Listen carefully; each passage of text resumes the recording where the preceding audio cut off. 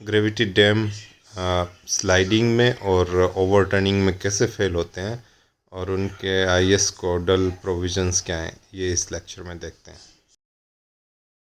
तो पहले load combinations को हम देखते हैं कि कैसे कॉम्बिनेशंस में करते हैं। तो यहाँ पे है ना, देखो 7 कॉम्बिनेशन दिए हुए हैं लोड कॉम्बिनेशन आईएस कोड में। और आईएस कोड में ये जो 7 के 7 कॉम्बिनेशन हैं इनको बोलते हैं load combination A, load combination B, load combination C से लेके जी तक है। तीन जो हैं first A B C type के तीन जो लोड कॉम्बिनेशन हैं वो बेसिक फंडामेंटल बोल सकते हो आप लोड कॉम्बिनेशन है। और जो लास्ट के 4 हैं उनमें से पहले जो 2 हैं डी एंड ई वो अर्थक्वेक के साथ हैं, और जो एफ और जी है वो अपलिफ्ट कंडीशन यदि एक्सट्रीम हो तो वो 2 कॉम्बिनेशन हैं। तो टोटल 7 हो गए, मतलब 3 बेसिक या आप बोल सकते हैं फंडामेंटल कॉम्बिनेशन हैं। जो कॉम्बिनेशन ए है, हम क्यों लोड कॉम्बिनेशन निकालते हैं? जैसे आप हाई राइज बिल्डिंग में लोड कॉम्बिनेशन विंड अर्थक्वेक का वर्स्ट कॉम्बिनेशन निकालते हो ना, कि this is worst combination and you are considering it for design. Likewise, here we are looking at combinations and we are looking at design criteria as per these force combinations। तो कोई भी dam है इनमें से एक stage पे हो सकता है कि वो लोड कॉम्बिनेशन ए के हिसाब से डिजाइन हो रहा हो, और एट द एंड जब कंप्लीट हो गया हो, ऑपरेटिव हो गया हो, तो ये लोड कॉम्बिनेशन सी को सस्टेन करने की उसके अंदर कैपेसिटी होनी चाहिए। और यदि अर्थक्वेक आ जाता है तो उसको कैसे, और या ड्रेन्स जो इनऑपरेटिव हो जाते हैं और अपलिफ्ट बढ़ जाता है, तो ये लोड कॉम्बिनेशन कौन सा हो सकता है? तो 3 लोड कॉम्बिनेशन जो बेसिक लोड कॉम्बिनेशन है मैं आपको समझाता हूं। पहले का नाम है construction condition. Load combination A is construction condition. उस कंस्ट्रक्शन कंडीशन में क्या होता है कि डैम तो पूरा हो गया और but no water in reservoir and no tail water. Dam खाली है, कंप्लीट हो गया, लेकिन डैम को भरा हुआ नहीं है। डैम कंस्ट्रक्शन कंडीशन का ये मतलब नहीं है कि कंस्ट्रक्शन चल रहा है, कंस्ट्रक्शन खत्म हो चुका है लेकिन पानी नहीं भरा है। फिर दूसरा कॉम्बिनेशन है नॉर्मल ऑपरेटिंग कंडीशन, मतलब डैम कंप्लीट हो गया कंस्ट्रक्शन और हमने उसमें पानी भी भर दिया, लेकिन नॉर्मल लेवल तक है। नॉर्मल लेवल कहां तक होता है?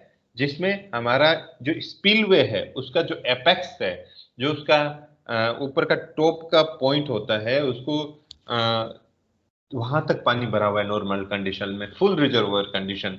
और नॉर्मल जो देखिए आप इसके आगे लिखा हुआ है full reservoir elevation, normal dry weather tail water. Tail water मतलब डैम के नीचे की साइड में, डाउन स्ट्रीम साइड में जो पानी पड़ा रहता है, तो वो नॉर्मल ड्राई वेदर में थोड़ा सा होता है, 2% से लेके मतलब जीरो भी हो सकता है, लेकिन 10-12% से ज्यादा कभी नहीं होता।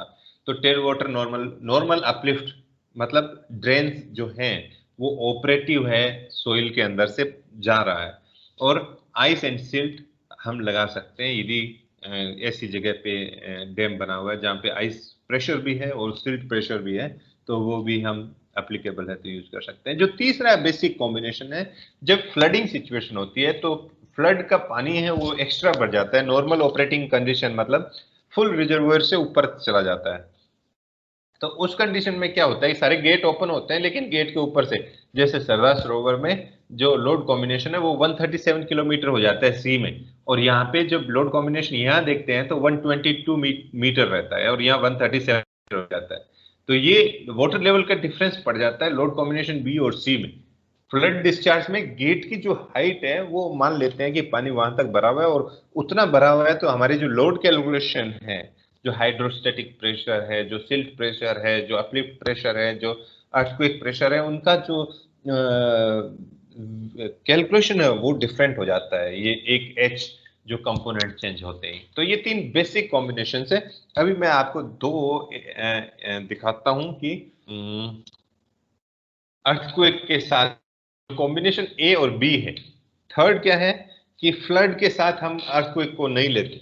कॉम्बिनेशन ए क्या है, जब कंस्ट्रक्शन कंडीशन है, और कॉम्बिनेशन बी जब फुल रिजर्वोयर नॉर्मल ऑपरेशन हो रहा है रिजर्वोयर का, तब उनके साथ अर्थक्वेक ले रहे हैं।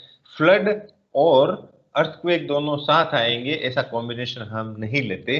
इतना ज्यादा कंजर्वेटिव डिजाइन करने की जरूरत नहीं है, क्योंकि हर चीज साथ में नहीं घटित हो सकती। ऐसा तो रेयरेस्ट ऑफ रेयर कॉम्बिनेशन हम यदि लें तो हमारा डिजाइन जो है बहुत ज्यादा कंजर्वेटिव हो जाएगा। तो हम आईएस कोड भी आपका यही रिकमेंड करता है कि या तो कंस्ट्रक्शन कंडीशन के साथ अर्थक्वेक या नॉर्मल ऑपरेटिंग कंडीशन के साथ अर्थक्वेक। फिर आप अपलिफ्ट भूल गए हो क्या, या याद है नीलेश?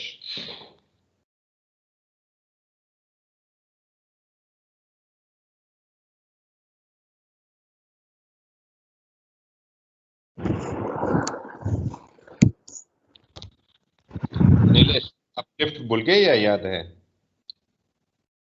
हाँ सर, थोड़ा याद है। थोड़ा ही याद है, बताइए क्या है? अपली प्रेशर जो डैम के डाउनवर्ड साइड से अपवर्ड साइड में लगता है, वो सोइल।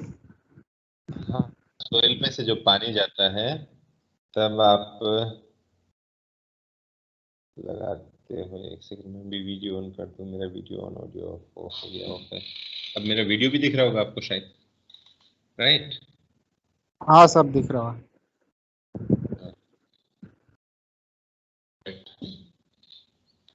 तो ये जो ये नीलेश थोड़ा ठीक ही बता रहा है कि नीचे से ऊपर की तरफ लगता है। जो पानी है, कंक्रीट हमारा पोरस मटेरियल, कंप्लीटली सोइल जितना पोरस नहीं है लेकिन पोरस मटेरियल है। सोइल जो डैम होता है कंक्रीट का, उसके अंदर से भी पानी थोड़ा थोड़ा थोड़ा थोड़ा सीप होता रहता है। जितना अर्दन डैम होता है उसमें सीपेज बहुत ट्रेमेंडस होता है, लेकिन जो ग्रेविटी डैम है उसके नीचे फाउंडेशन होता है। फाउंडेशन से भी कंपेरेटिवली ज्यादा पानी सिपेज होता रहता है। तो वो जो सिपिंग वाटर है वो एक फोर्स एक्सर्ट करता है, और जो डेड वेट है, जो जो सेल्फ वेट है डैम का, उसको होल्ड पे रखता है, सस्पेंशन में रखता है। तो मतलब क्या हुआ, जो सिपिंग वाटर है वो ऊपर की तरफ एक काइंड ऑफ फोर्स लगाता है जो न्यूट्रलाइज करता है जो जो वेट डाउन वर्ड कंपोनेंट है, वेट जो डेड वेट है या जो लोड है वेट डब्ल्यू, उसको काउंटर बैलेंस करता है। तो हम कहते हैं कि अपलिफ्ट इज सपोर्टिंग और neutralizing the some part of the dead weight of the gravity dam. तो वो कब होता है ये, जब कब बढ़ जाता है, जब ड्रेन्स सब नीचे जो डली हुई है ड्रेन्स, या जो नेचुरल ड्रेन है, जो आर्टिफिशियल ड्रेन्स डाल रखी है हमने, जैसे ड्रेनेज गैलरी होती है तो एक दो तीन ड्रेनेज गैलरी हो सकती है, या बेस पे कोई हमने ड्रेनेज का सिस्टम बना रखा है, या फाउंडेशन के थ्रू हमने ड्रेनेज का system artificially means man made बना रखा है, या जो नेचुरल ड्रेन एग्जिस्ट करती है जैसे पोरस मीडिया है, तो वहां से सीप होता है और पानी निकलता रहता है। बट इन सम केसेस ये जो ड्रेन्स हैं नेचुरल और आर्टिफिशियल या मैन मेड, ये काम करना बंद, इनऑपरेटिव हो जाए। इतना बड़ा डैम है, 50 साल इसकी 100 साल उम्र होती है। जैसे कुछ एक डैम्स कर्नाटका का हमने डॉक्टर विश्वेश्वरैया का डैम देखा था, 1912 का बना हुआ है। तो उसमें डेफिनेटली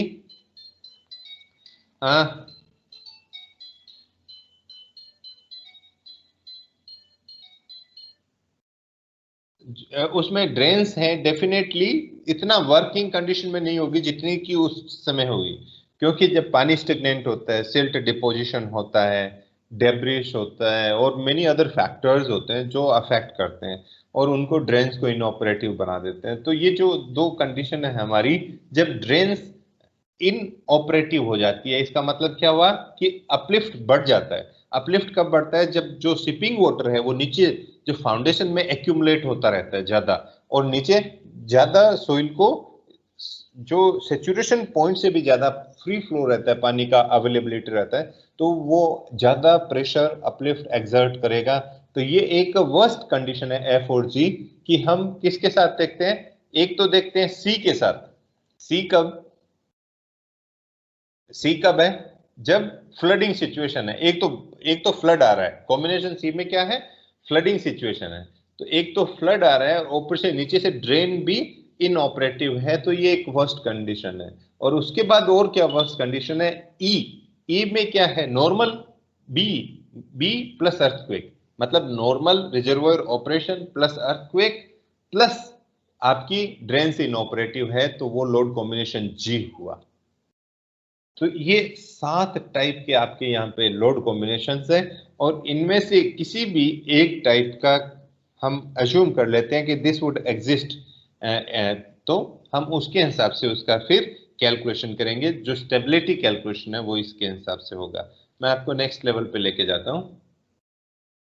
तो रिक्वायरमेंट ऑफ स्टेबिलिटी क्या है कि कोई भी जब ग्रेविटी डैम बनाते हैं तो उसका this is proven that A mode of failure जो ग्रेविटी डैम के आज तक के हैं, और जो स्टडीज हैं हमारी मॉडल स्टडीज हैं, और जो थियोरेटिकल पर्सपेक्टिव है, so basically all type of failure could be divided into 4 major types. One is overturning, second is sliding, third is compression, and fourth is tension failure. नाम बहुत easy लग रहे हैं कि आपको इजीली ये समझ में आ जाएगा, क्योंकि हम जब नॉर्मल डिजाइन करते हैं बिल्डिंग्स का, हाई राइजेस का, तो शियर फेलियर, कंप्रेशन फेलियर और टेंशन फेलियर तो पड़ते ही हैं। तो ये स्लाइडिंग जो है ये भी एक शियर टाइप का फेलियर है। जब शियर स्ट्रेसेस, शियर स्ट्रेंथ जो डेवलप हो रही है मटेरियल की वो सफिशिएंट नहीं है, तो फेलियर जो है वो शियर फेलियर होगा। उसको यहाँ पे डैम्स में, ग्रेविटी डैम्स में we define it as a sliding. Why I would explain you later while discussing sliding failure in detail. तो जो शियर फेलियर है, कंप्रेशन फेलियर है और टेंशन फेलियर है, वो 3 टाइप का फेलियर जो हम नॉर्मल कंक्रीट डिजाइन में पढ़ते हैं उसी टाइप का ये फेलियर है। कंक्रीट का फेलियर पढ़ते हैं ना कि परमिसेबल स्ट्रेसेस से जब ज्यादा हो जाती है स्ट्रेसेस तो कंक्रीट फेल कर जाती है। तो कंक्रीट के 3-4 आप जब IS कोड 456 में जब डिटेल्स देखते हैं तो उनकी 3 स्ट्रेंथ चेक करते हैं बेसिकली। मेजर उसमें है compression, is very good, concrete is very good in compression. Second, उसका शियर स्ट्रेंथ बहुत अच्छा होता है कंक्रीट एंड इट्स मटेरियल का, कि उनके इंटरलॉकिंग बॉन्डिंग बहुत अच्छी होती है। टेंशन में कंक्रीट इतनी अच्छी नहीं होती, लेकिन फिर भी थोड़ा टेंशन तो झेल सकती है। आपने ये पढ़ा होगा IS कोड में, 0 टेंशन ही सस्टेन करेगी ऐसा नहीं है। और जो चौथे टाइप का फेलियर है वो है ओवरटर्निंग। ये फेलियर हम हमारी जो हाई राइजेस हैं उसमें नहीं पढ़ते, लेकिन इन केस ऑफ विंड जो फोर्स है वो आप देखो हाई राइज पे एक्ट करता है तो ओवरटॉपिंग हो सकता है। ये हम इसमें जब road network design of highways पढ़ते हैं तब ओवरटर्निंग पढ़ते हैं कि ओवर टर्निंग ऑफ व्हीकल्स, जब कर्वेचर अच्छा नहीं दिया हुआ होता है तो वहां होती है। तो इसमें क्या होता है कि जब जो डैम डिजाइन है बेसिकली एक वॉल की तरह डिजाइन होता है इसमें डैम का, जो जमीन से निकल के एक वॉल बनाते हैं हम और कुछ हाइट तक जाती है, 50 मीटर, 100 मीटर, 150 मीटर, 200 मीटर की हाइट तक गई। तो ये जो वॉल है वो स्टेबल है या नहीं है। तो ये वॉल ऐसे की ऐसे गिर जाए यदि बिकॉज ऑफ फोर्सेस, यहाँ पे हमने वॉल खड़ी की और यहाँ पानी भरा हुआ है एंड पानी फोर्स लगा रहा है और ये ऐसे की ऐसे गिर जाए स्ट्रेट, तो इसको क्या कहेंगे, ओवरटर्निंग। तो ये पूरी की पूरी नहीं गिरेगी। कई बार क्या होता है इतना पोर्शन ऊपर का पोर्शन है वो गिर गया है।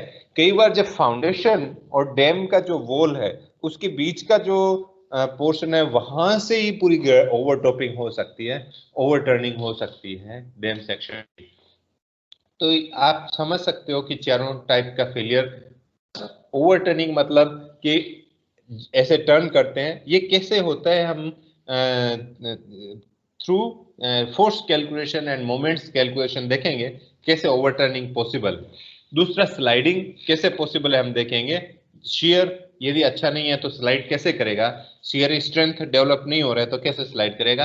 कंप्रेशन जो फेलियर है, जो कंप्रेशन फेलियर है वो कहाँ होगा, जो डैम का टो है वहां होगा, क्योंकि बेसिक फोर्स जो है अपस्ट्रीम से आ रहा है और जो उसका टो है उसको वो दबाता है। इवन ड्यूरिंग ओवरटर्निंग, मैं आपको जब आगे स्केचेज आएंगे तब दिखाऊंगा कैसे कि कंप्रेशन में केवल टो ही रहता है और टेंशन में केवल हील जो पोर्शन है, हील जो आपको यदि याद है इसका लाइन स्केच याद है क्या स्मिथ आपको लाइन स्केच ग्रेविटी डैम का?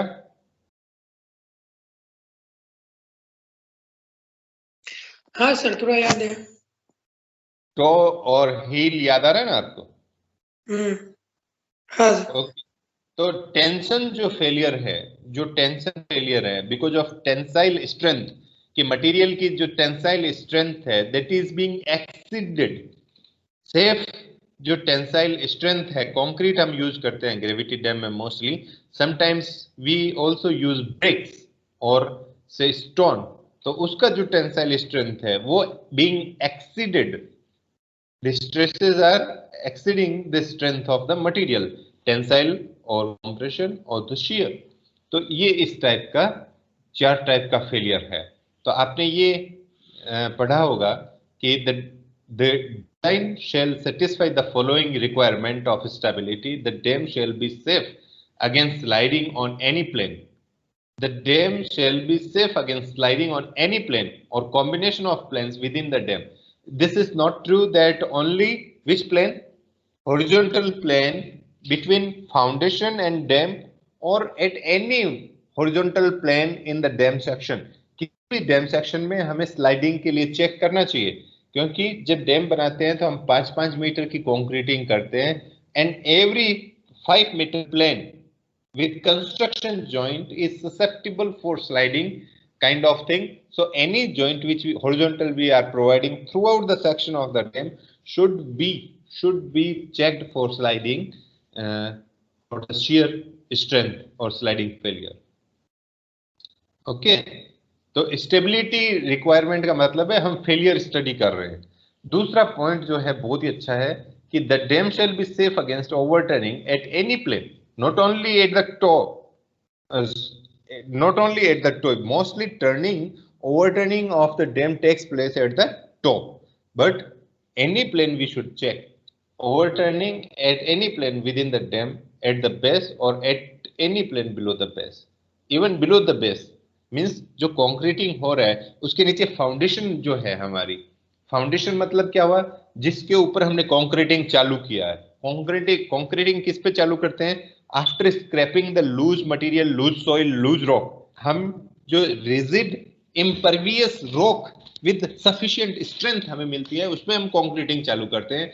तो उस जो रॉक की डिफरेंट लेयर्स भी होती है, रॉक्स में भी लेयर्ड रॉक्स होती है, तो उसके डिफरेंट लेयर्स में मान लो बेस, डैम का बेस है, उसके 5 मीटर नीचे भी हमें ये चेक करना चाहिए कि कहीं ओवरटर्निंग या स्लाइडिंग फेल तो नहीं हो रहा। अभी सेफ अगेंस्ट यूनिट स्ट्रेसेस इन कंक्रीट और मैशनरी ऑफ द डैम, मतलब यूनिट स्ट्रेसेस का मतलब हुआ compressive and the tensile stresses.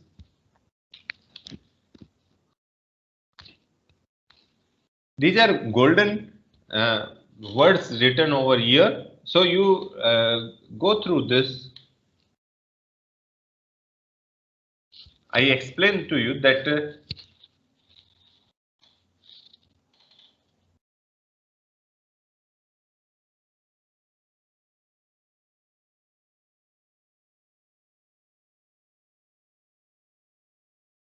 the first point here is that the dam is composed of individual transverse vertical element।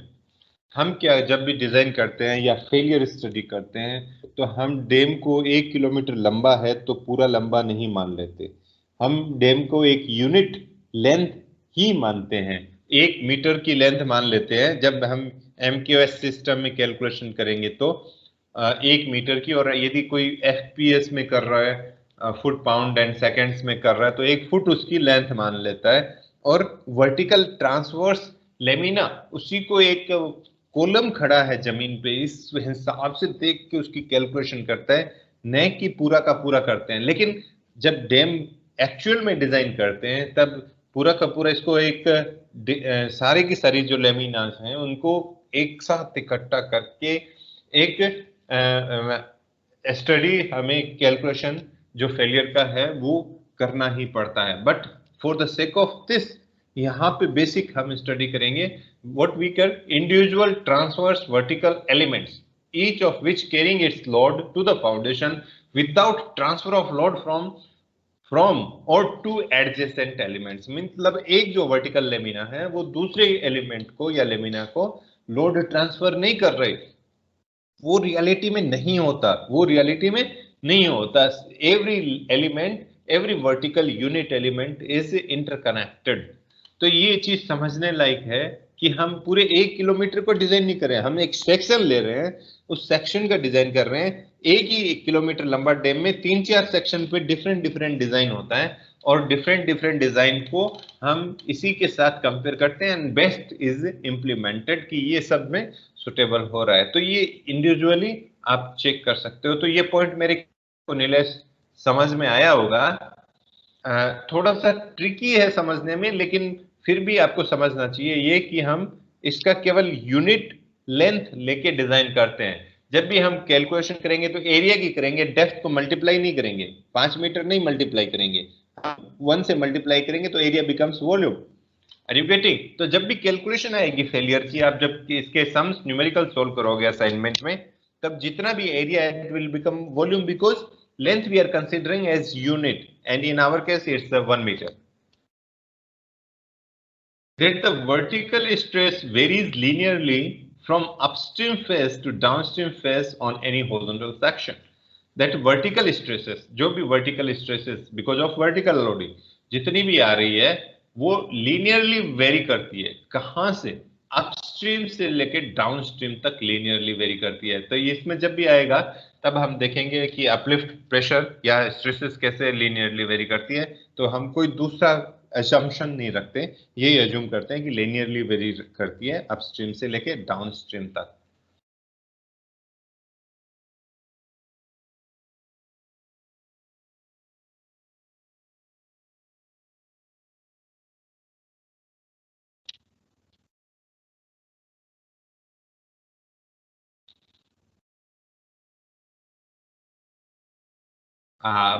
These are also some the kind of the resultant of all horizontal and vertical forces should be balanced by an equal and opposite reaction at the foundation consisting of the total vertical reaction, total horizontal. For the dam to be in static equilibrium of this force is such that summation of moments is equal to 0.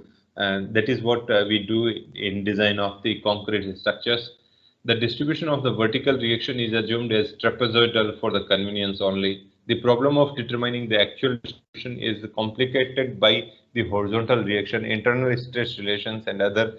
So that complication we are not going, we have simplified things through certain assumptions.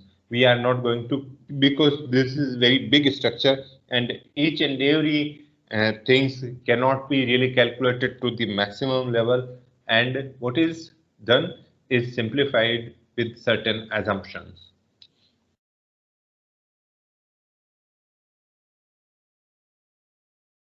I'll take only 2 factors of safety or the failure modes today. Then I'll talk to you for some time and then I'll ask about the assignments. So this is the first, the failure mode. What it states that factor of safety for the writing moments. If you look at bottom of my slide, then there is factor of safety of the writing moments MR divided by factor of safety of the overturning moments MO. So this factor of safety should be more than 1.5 as per IS code. So this should be more than 1.5. And how this is done? The overturning of the dam section takes place when the resultant force at any section cuts the base of the dam downstream of the toe. If I take you to this some sketch here, then this is the resultant. I'll take you back to the slides where we are studying the overturning, but for the sake of design to understand the overturning, if you look at this resultant here, overturning will happen. The first statement says that overturning will happen only if this resultant is cutting the base beyond the toe. This is toe, this is downstream, this is heel upstream, and this is the point, an element we are considering the horizontal forces in this direction summation, vertical forces in this direction summation, and the resultant in this case is within the dam section. But in overturning, this should going out of the top. So cutting somewhere here at the location of my arrow, you look extended baseline. Okay, so that is what is the meaning of this. In that case, resultant moment at the toe, where we take the moment, at the toe we take. If it is onto the left of the toe, then it remains positive. If it goes onto the crosses or going beyond, becomes negative. So become clockwise and moment will become negative. So that is something worst situation, that we should not allow resultant of the force to cross the toe. That is what is the intention. Forces, you know, we have seen the 7-8 forces acting, which hydrostatic forces are there. Force gets converted into moment, and moments we are describing, then some of them are writing moments, and some of them are overturning. They lead, or like weight is the writing moment. Then what is overturning? Hydrostatic pressure. Even silt pressure is the overturning moment. So likewise, so here if resultant is going, then this happens, the second bullet. Third is, on the other hand, if the resultant cuts the base within the body, the dam, there will no overturning. If you look at this, there won't be any overturning.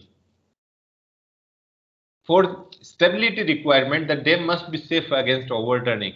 And the beautiful thing about this is that when dam is safe in sliding, safe in tension, and safe in crushing, then in most of the calculation, dam would also be safe in overturning. So almost this becomes redundant condition for dam design or dam failure, that a dam is failing in overturning. Before it overturns, dam would fail in sliding or in crushing, or maybe a tensile failure. So out of 4 failures, there are rare chances, 1 in 1 lakh chances, that it fails only because of overturning. And it is something not happening like shear failure or tensile failure or crushing failure. That is a distinct possibility. So even in IS, it is written, if a dam is safe in shear, tension, and in compression, then your dam is safe in overturning. So 1.5 safety for the writing moments to the overturning moments, and this 1.5. How to calculate? You know the forces calculation.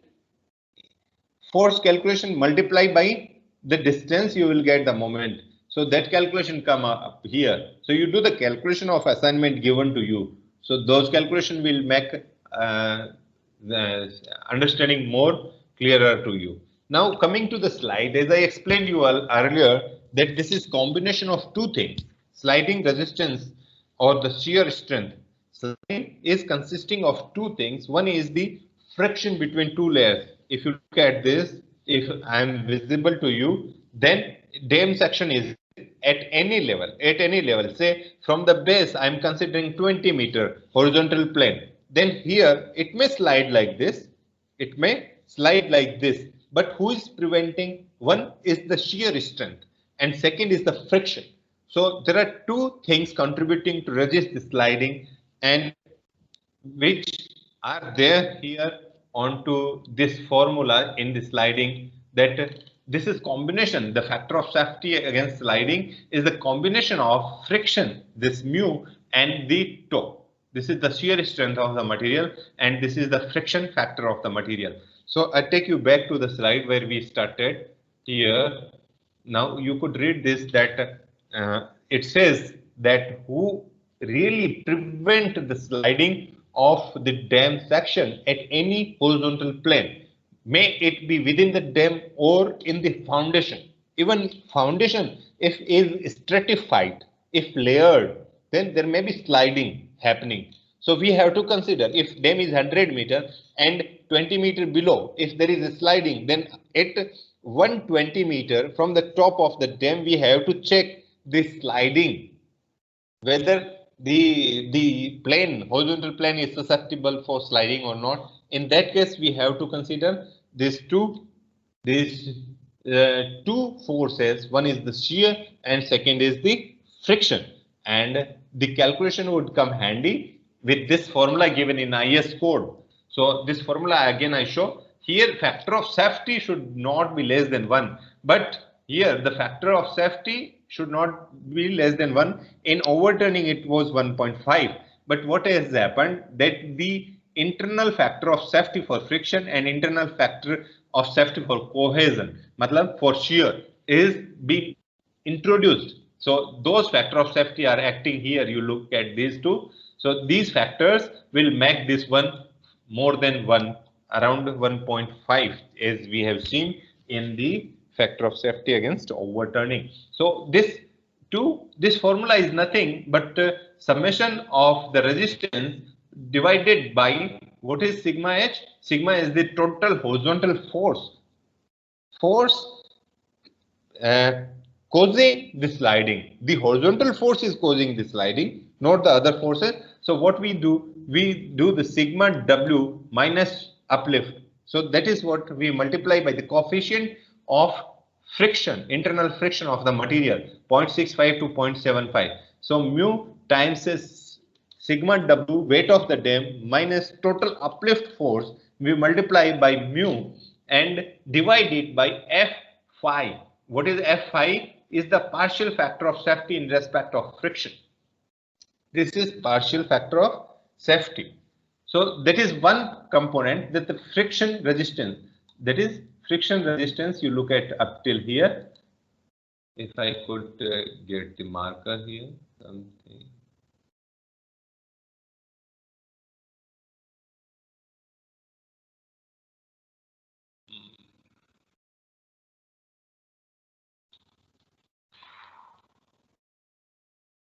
There must be some marker.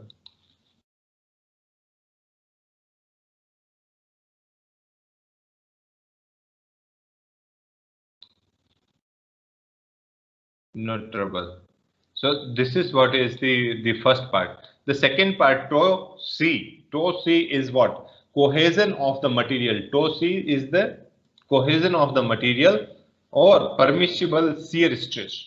Just shear stress we see in the concrete analysis design, that tau C is the same a area under consideration for cohesion. And what is FC? FC is the partial factor. Partial, why we call it? Because this is, we are calculating factor of safety and they are introduced in this segment here and in this segment. So we call it as partial. So this resistance plus this resistance, friction resistance plus cohesion resistance, we add, we divide by total forces, we get factor of safety against sliding in concrete dam. So this calculation is long when you really perform. So, and there are so many factors involved.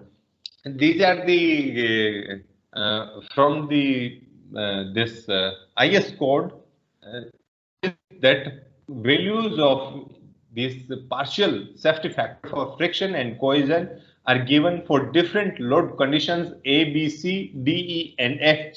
7 load condition. This is factor of safety is for these first three, 1.5. If we are increasing the load combination, then 1.2, and for severe condition we do not take that much factor of safety and we are taking just 1 here. Likewise for this, the cohesion for dams and the contact plane with foundation means only the upper structure, and this is for the foundation FC cohesion. So these values are taken for FC factor of partial factor of safety for the cohesion from IS code.